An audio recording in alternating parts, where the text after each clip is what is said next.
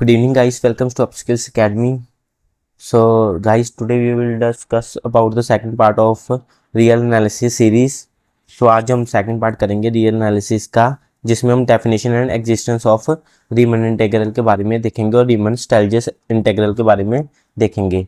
तो इसकी मैंने एक फर्स्ट वीडियो भी बनाई हुई है, अगर आपने वो नहीं देखी तो पहले जाके वो देखा हो रियल एनालिसिस की प्लेलिस्ट से, या मैं इसको डिस्क्रिप्शन में भी डाल दूंगा लिंक इसका। तो बेटा स्टार्ट करते हैं definition and existence of Riemann integral. तो बेसिकली बेटा हमने ना जो अपनी बीएससी में रीमन इंटीग्रल्स के बारे में पढ़ा होता है, ठीक है ना।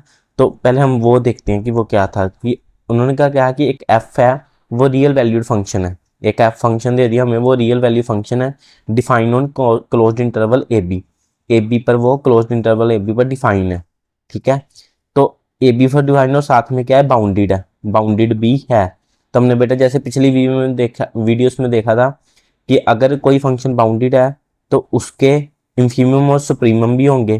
तो हमने इसके एक एम स्मॉल एम इंफीमम ले लिया और ग्रेटर एम या लार्जर एम हमने उसका सुप्रीमम ले लिया, जो कि ए बी पर है। तो अगर बेटा ये बाउंडेड फंक्शन है तो हमें, और ये क्या नहीं का मतलब ये क्लोज्ड है और ये बाउंडेड है, तो हमें ये भी पता है कि हम उसका क्या करते हैं, एक पार्टीशन करते हैं पी।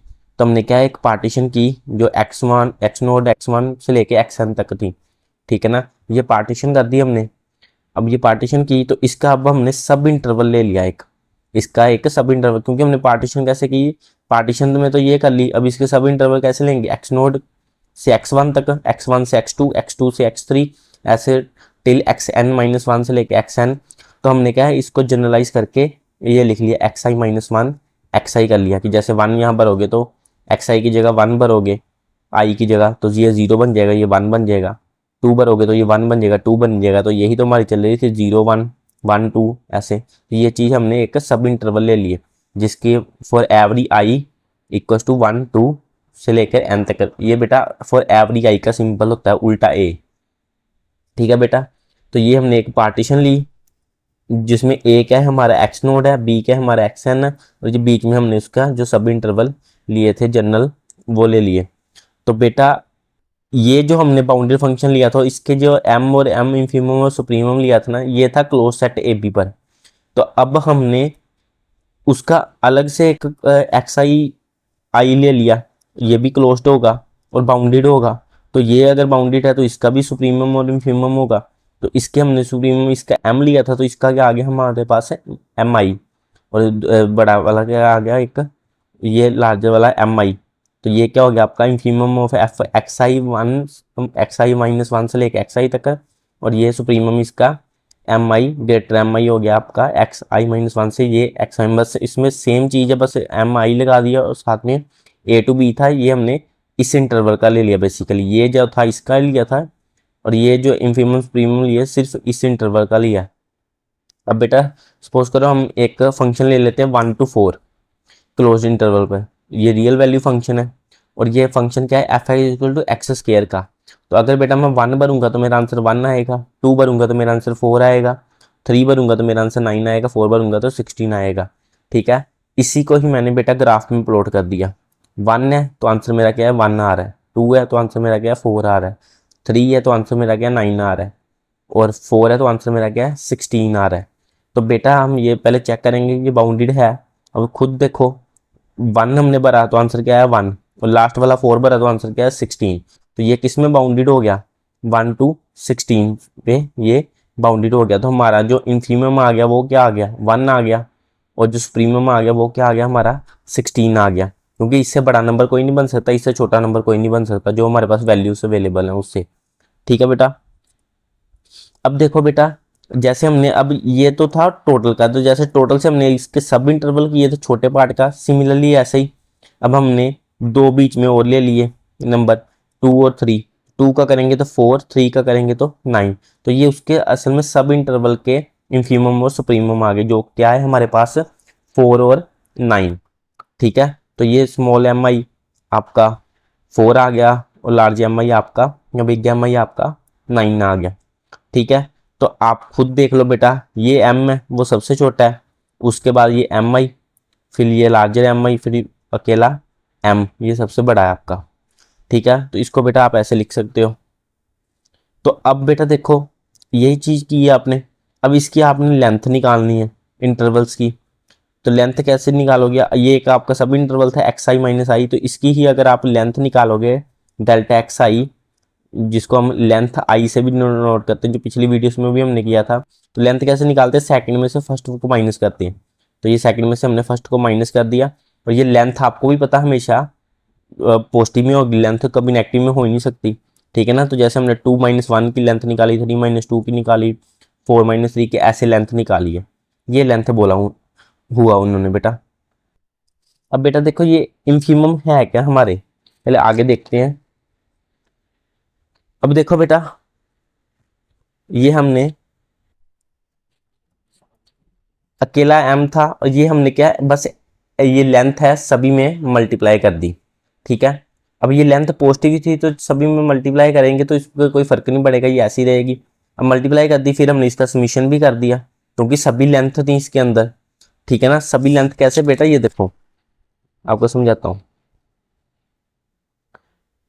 अब बेटा देखो इसमें एक थी ये 1-2, 2-3, 3-4, तो इसकी भी एक बेटा लेंथ थी एक्स आई, और ये इसका एक था एम आई। एम आई क्या था आपका, इसका 1 और इसका 1, तो ये आपका एक लोअर सम बन गया आपका। ठीक है, फिर 2-3 M2 X2, ये डेल्टा एक्स टू का होगा, हमारी लेंथ और ब्रेथ ही निकालते ना रेक्टेंगल के केस में, तो ये हमारे रेक्टेंगल बन रहे हैं, ये लोअर रेक्टेंगल बन रहे हैं, ये हमारे अपर रेक्टेंगल बन रहे हैं। तो पहले हम लोअर रेक्टेंगल को समझते हैं, इन रेक्टेंगल्स को देखते हैं। तो ये जो रेक्टेंगल बन रहे हैं, इसका अगर आपने ये इस रेक्टेंगल को निकालना है तो आप क्या इसको ब्रेथ मल्टीप्लाई बाय लेंथ करोगे, तो ये हमारी कहने का मतलब ये हमारी ये चीज़ हो गई, और M1 हमारा क्या हो गया, ये 1-1 जो हमने, ये हमारा ऊपर वाला हिस्सा हो गया ये। ठीक है ना, फिर M2L2, ये इसको सपोज करो ये लेंथ होगी आपकी और ये ब्रेथ होगी सपोज करो, तो आपकी ये लेंथ है और ये ब्रेथ आ गई, ये भी ट्रायंगल निकल गया आपका। ठीक है ना, ये आपका M2 है, और उसके बाद क्या है, फिर M3 आपने किया ऐसे ही, ये भी लेंथ है 43 थी, और ये इसका M3 हो गया आपका ये वाला। ठीक है, तो आपके ये लोअर सम सबकी आ गए। सिमिलरली अपर सम आपके, तो अपर सम भी क्या ऐसे करेंगे आप, ये ट्रायंगल लोगे आप, ये आपके अपर ट्रायंगल हो गए, तो ये आपका लेंथ एक्स आई, ये डेल्टा X2 और ये डेल्टा X3, और ये बाकी आपके ये M1 M2 और ये आपका M1, ये M2 और M3 हो गए। तो ऐसे आपने बेटा एज इट इज इसको निकाले हैं। तो अब बेटा देखो हुआ क्या, आपने जस्ट इसलिए ये सारे जब आपने इसको समीशन किया तो अब आपका क्या M तो ये बाहर आ गया, तो ये M इधर से बाहर आ गया, ये भी M इधर से आपका बाहर आ गया, और ये आपको क्या है, हमने पिछली वीडियो में भी देखा था कि ये आपका लोअर सम बन जाता है, ये आपका अपर सम बन जाता है, और अपर सम हमेशा बड़ा होता है या इक्वल होता है लोअर सम से।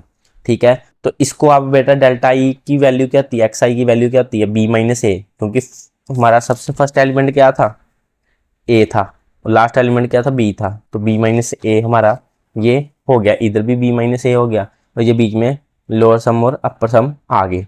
अब बेटा लोअर सम, अब हमने क्या करना बेटा, ये जो लोअर सम है इसका निकालना है हमने, इसमें इसके क्या जितने भी लोअर सम है ना, उन लोअर सम का हमने लेना है सुप्रीमम, उन लोअर सम का हमने लेना है सुप्रीमम, और ये और एक लेना हमने ये अपर सम। अपर सम में हमने क्या करना है कि जितने भी अपर सम है ना उसका लेना है इनफीमम। अब ये क्यों लेना, ये भी देखते हैं। अब बेटा इसी ग्राफ को समझो, ये हमारे लोअर सम थे, अब हमने इस ट्रायंगल का एरिया निकालना है, ये वाले इस ट्रायंगल का एरिया निकालना है, तो ये लोअर सम को हमें ऊपर उठाना पड़ेगा, ऊपर मतलब कि हमें सुप्रीमम निकालने पड़ेंगे इनके। ठीक है ना, तभी ऊपर जाएंगे। तो अब ये सुप्रीमम है, अब निकालना हमने इसका एरिया था, तो इसको नीचे लेके जाना पड़ेगा, तो इसको नीचे लेके जाना पड़ेगा ये सुप्रीमम को सभी को, और ये इनफीमम को ऊपर लेके जाना पड़ेगा, लोअर सम को ऊपर लेके जाना पड़ेगा। तो लोअर सम को हमने सुप्रीमम निकाल दिया ऊपर लेके जाने के लिए, और अपर सम का हमने इनफीमम निकाल दिया नीचे लेके जाने के लिए। समझ आ गई, तो आप ये इस लाइन पर आ जाओगे, और इस लाइन पर क्या है, मतलब कि दोनों क्या है सेम हो जाएंगे, दोनों क्या है आपके सेम बन जाएंगे। तो आपने इसीलिए आपने बेटा लोअर सम का सुप्रीमम निकाला और अपर सम का इन्फीमम निकाला। तो इसको बेटा आप लोअर इंटेग्रल भी बोलते हो, जिसका सुप्रीमम होता है, और इसको हम अपर इंटेग्रल बोलते हैं। जब बी के ऊपर हम डैश लगा देते तो अपर इंटेग्रल, लोअर इंटेग्रल जब ए के, ये ए के साइड हम नीचे ये डैश लगा देते हैं, इसको हम लोअर इंटेग्रल और अपर इंटेग्रल बोला जाता है। अब आपको समझ आ गई होगी कि लोअर के साथ हम सुप्रीमम को लगाते हैं और अपर के साथ हम इन्फीमम को लगाते हैं, क्योंकि लोअर वालों को हमने ऊपर लेके जाना होता है, इसलिए हम सुप्रीमम से करते हैं, और अपर वालों को नीचे लेके जाना होता है, इसलिए हम इन्फीमम से करते हैं। तो ये चीज हो गई। अब बट जब ये ऊपर चलेगा और नीचे चलेगा तो हो तो बराबर गए ना, तो इन दोनों को मैं बराबर बोल सकता हूँ, तो इनको मैंने बराबर बोल दिया। तो ये दोनों क्या है, इक्वल हो गए एक दूसरे के। तो अगर ये दोनों इक्वल हो गए तो इसको फिर हम ये लोअर और अपर इंटेग्रल खत्म करके हम नॉर्मल ए टू बी भी लिख सकते हैं। तो ए टू बी लिख लिया तो ये हमारा क्या हो गया, रीमन इंटेग्रेबल हो गया। ये वो है बेटा जो हम बीएससी में करते थे, तो ये हमारा लोअर इंटेग्रेबल आ गया। बट अब एमएससी में क्या है, हमें रीमन स्टैल्जियस इंटेग्रल प्रूव करना है। रीमन इंटेग्रल तो हमने कर दिया, बट हमने रीमन स्टैल्जियस इंटेग्रल प्रूव करना है। तो इस केस में क्या करना पड़ेगा हमें बेटा, दो फंक्शन लेने पड़ेंगे, एक एफ है, एक ये अल्फा फंक्शन ले लो, दो बाउंडेड फंक्शन है ऑन ए बी पे बाउंडेड है, क्लोज्ड इंटरवल ए बी है। पर अल्फा क्या उन्होंने क्या क्या क्या दिया, मोनोटोनिकली इंक्रीजिंग फंक्शन है ऑन ए बी। तो ये क्या मोनोटोनिकली इंक्रीजिंग फंक्शन है। अब बेटा मोनोटोनिक का मतलब क्या होता है, या तो सीधा ही बढ़ना या सीधा ही घटना। तो अब इंक्रीजिंग का तो मतलब कि ये ग्राफ सीधा ही ऊपर जाएगा, ऐसे ग्राफ होता है मोनोटोनिक इंक्रीजिंग का, और डिक्रीजिंग का ऐसे होता है, ठीक है ना। तो मतलब कि ग्राफ यहाँ ऊपर मतलब कि जरूरी नहीं है स्ट्रेट लाइन में, ऐसे भी जा सकता है, ये ऐसे नीचे भी आ सकता है, बट जाना अकेला ऊपर चाहिए। ये ना हो कि पिछली वैल्यू से अगली वैल्यू कम आ जाए इंक्रीजिंग में, ये कभी नहीं होगा, ठीक है ना। तो यहाँ तो वो ग्राफ बढ़ेगा, यहाँ ग्राफ नीचे गिरेगा, ठीक है बेटा। तो इसको हम बोलते हैं मोनोटोनिकली इंक्रीजिंग। तो मोनोटोनिक मतलब कि जहाँ सीधा ऊपर जाना या नीचे जाना, और ये इंक्रीजिंग है तो मतलब कि ये ऊपर जाएगा, अब इंक्रीजिंग फंक्शन है। तो अब बेटा हमें बाउंडेड फंक्शन दिया है, क्लोज्ड इंटरवल भी दिया है, तो उसका मतलब क्या है, हमारी एक हम क्या डेफिनेशन के हिसाब से हम पार्टीशन पहले करेंगे, उसकी पार्टीशन कर दी एक्स नोट से लेके एक्स वन टू ऐसे करते करते हम एक्स एन पर पहुंच गए, ये कर दिया। फिर उसके सब इंटरवल ले लिए, उसके जो जनरल सब इंटरवल थे वो ले लिए। अब हमें पता बेटा कि ये मोनोटोनिकली इंक्रीजिंग फंक्शन है। तो मोनोटोनिकली इंक्रीजिंग फंक्शन है, जैसे मैंने कहा कि जो अगली वैल्यू है वो हमेशा पिछली से बड़ी आएगी। तो जो पिछली वैल्यू है वो हमेशा छोटी होगी अगली वैल्यू से, जहाँ अगली वैल्यू बड़ी होगी उससे। तो आपने क्या किया, इसी के इसको ही आपने अब ये मोनोटोनिक फंक्शन को इस पर एक्स आई पर लगा दिया, तो ये आपका लेस देन इक्वल्स टू वो हो गया, ठीक है। ये छोटे वाला था, ये बड़े वाला। तो अब बेटा आपने क्या किया, इस टर्म को इधर ले आए, तो इधर ले क्या होगे तो ये माइनस में हो जाएगी, ठीक है। बट ये माइनस में है तो ये इधर क्या है, ग्रेटर में ही रहेगा, ये वाला इस साइड ही रहेगा ग्रेटर में। तो ये क्या इधर क्या आ जाएगा आपका, जीरो आ जाएगा। तो जीरो लेस देन किधर हो गया आपका, ये अल्फा एक्स आई माइनस अल्फा एक्स आई माइनस वन हो गया। तो ये बेटा क्या हो जाता है आपका डेल्टा अल्फा आई, ये चीज़ बन जाएगी आपकी, ठीक है ना। जब इसमें से माइनस करोगे तो कोई छोटा आपको पोर्शन आ जाएगा, वो क्या होगा आपका डेल्टा एक्स आई होगा। अब बेटा आपको पता है कि आपका फंक्शन बाउंडेड था ए बी पे, और हमें ये भी पता है कि ये एफ अगर बाउंडेड है ए बी पे तो ये हर सब इंटरवल पर भी बाउंडेड होगा, for every I 1 to n तक कोई भी ले लो। तो मतलब कि अगर सब इंटरवल पर बाउंडेड है तो इसके अब इन्फीमम सुप्रीमम भी आएंगे। तो जैसे सिमिलरली हमने पिछले सम में किया, तो m आपने इन्फीमम ले लिया स्मॉल m, और लार्जर m या ग्रेटर m आपने सुप्रीमम ले लिया इस किस पर, ए बी पर। अब आगे सब इंटरवल पर जो लेने हैं तो वो आपका सब इंटरवल पर बाउंडेड होगा, तो इन्फीमम सुप्रीमम हो गए। तो सब इंटरवल पर ये स्मॉल एम आई आपका हो गया इन्फीमम एफ एक्स एक्स आई माइनस वन से एक्स आई से, और ये सब इंटरवल पर जो आपका सुप्रीमम है वो आपका ग्रेटर एम आई आपका हो गया एक्स आई माइनस वन एक्स आई पर। अब सिमिलरली बेटा लोअर सम थे आपके, अब पिछले में आपने क्या किया, आप इतना ही लेते थे एल पी एफ, ये देखो आपने जो किया एल पी एफ लेते थे। बट अब हमारे पास फंक्शन दो हैं तो हमें दोनों फंक्शन लेने पड़ेंगे, पार्टीशन किस पर है, ये एफ और अल्फा के। तो अब ये लोअर सम है तो बेटा जैसे उसमें हमने लोअर सम किए थे एम आई डेल्टा एक्स आई, ये सारे लोअर सम थे ना, ये आपके सारे ही लोअर सम थे इधर, ये इधर ये जो लोअर सम का प्लस किया था हमने और अपर सम का अलग से प्लस किया था, ये लोअर सम और ये अपर सम। तो सिमिलरली इधर भी हमने वही चीज़ की कि ये आपके लोअर सम का प्लस कर दिया और ये हमें अपर सम का सभी का प्लस कर दिया। तो लोअर सम का प्लस कर दिया, आपका ये समीशन आपने लगा दिया एम आई डेल्टा ये अल्फा ई, और इधर से अपर सम का किया तो सिमिलरली समीशन लगा के ग्रेटर एम आई और डेल्टा अल्फा ई ये कर दिया। और इसको ही बेटा अब दोबारा से मैं इसको ऐसे लिख सकता हूँ कि जो एम होगा वो सबसे छोटा होगा, उससे बड़ा एम आई, उससे बड़ा लार्जर एम आई, फिर उससे बड़ा एम फॉर एवरी आई को, जो जैसे पीछे चल रहा है वैसे ही ये चलेगा।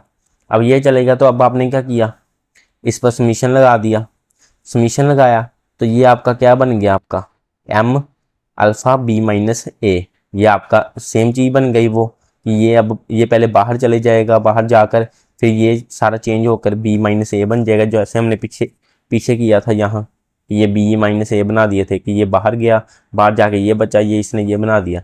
सेम हमने अब ऐसे ही एक स्टेप में कर दिया कि ये जो अंदर बचा वो अल्फ़ा बी माइनस ए बन जाएगा और ये लास्ट वाला बी एम ये जब बाहर आएगा और ये आपका अल्फ़ा बी माइनस ए बन जाएगा।